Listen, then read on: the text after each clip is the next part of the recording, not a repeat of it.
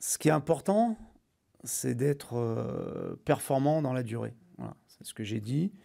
Et ce que j'aimerais, c'est qu'on regarde le bilan, voilà, depuis bientôt 3 ans. Alors, ça ne veut pas dire que tout est parfait, ça ne veut pas dire qu'il n'y a pas des choses à améliorer, ça ne veut pas dire que je suis dupe sur la qualité du jeu parfois, mais je dis juste qu'on essaie parfois de juger plus sur ce qui a été effectué et pas sur d'autres critères. C'est handicapant dans la préparation parce qu'on ne travaille pas assez tactiquement, mais on a l'habitude. Et par contre, je pense qu'il y a plein de choses positives, notamment avec les 2 titularisations de Tanguy et de Ferland. Même s'ils ont joué mardi, je pense que l'aspect mental est important et que c'est une dynamique positive supplémentaire pour eux et donc pour l'équipe. De la même manière, Kenny et Memphis ont réussi à se qualifier, malheureusement au détriment de l'équipe de France, mais ils se sont qualifiés, ils ont été performants avec leur sélection, donc ça aussi c'est positif.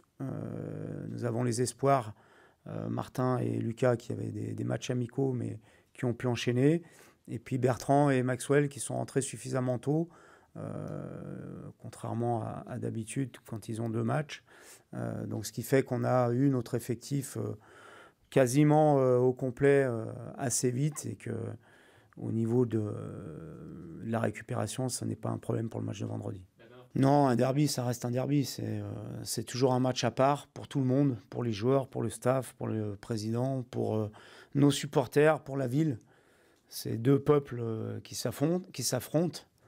C'est pas seulement 2 équipes, ce sont d'autres valeurs, d'autres enjeux. Donc pour nous, ça garde la même saveur, même si on a un petit peu moins de pur lyonnais dans l'effectif. Je ne sais pas si c'est le fait qu'on joue le vendredi ou le dimanche. Non, je pense que la passion, elle sera sur le terrain, elle sera à l'heure du coup d'envoi aussi dans les tribunes.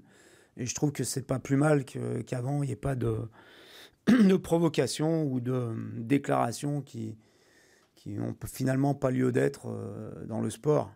Et on l'a déjà dit par le passé, que ce soit avec Christophe Galtier lorsqu'il était entraîneur ou avec Jean-Louis l'année dernière. Ça ne sert à rien, nous qui sommes responsables, de rajouter de l'huile sur le feu avant le match. Voilà. Après, sur le terrain, c'est autre chose. Il y a la rivalité, il y a la compétition. Mais avant le match, je ne pense pas qu'il soit très judicieux et intelligent de faire des déclarations qui pourraient mettre un petit peu d'huile sur le feu. Oui, ça m'a touché. Parce que quand ça vient d'un confrère, de quelqu'un qui sait ce qu'est le métier d'entraîneur et qui a beaucoup d'expérience, qui a réussi, que ce soit en tant qu'adjoint avec Laurent Blanc, et Dieu sait qu'ils ont bien réussi tous les 2, mais aussi en tant que numéro 1. Je sais qu'il fait du très bon travail à Saint-Étienne, puisque j'ai des gens dans le staff que je connais, qui sont lyonnais, et donc qui me disent régulièrement le bon travail qui est effectué là-bas.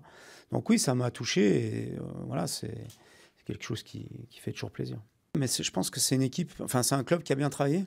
À l'intersaison, ils ont réussi à garder leurs joueurs cadres. Ils ont fait un recrutement intelligent. Je pense que c'est un club qui est aussi bien structuré. Et donc, ça leur permet d'être aujourd'hui dans les 6-7 meilleurs clubs français. Voilà. Après, il y a des joueurs importants au niveau offensif. Je pense notamment à Cabella et Khazri, qui sont de très bons footballeurs et qui sont souvent décisifs. Ils ont 2 milieux de terrain très importants dans leur jeu, avec Mvila et Salnaes. Ils n'ont pas leur capitaine pour le match de demain. Je pense que ça peut être préjudiciable pour eux, mais ça reste une équipe très bien équilibrée, une équipe qui est capable à la fois de bien défendre, mais à la fois aussi de créer du jeu.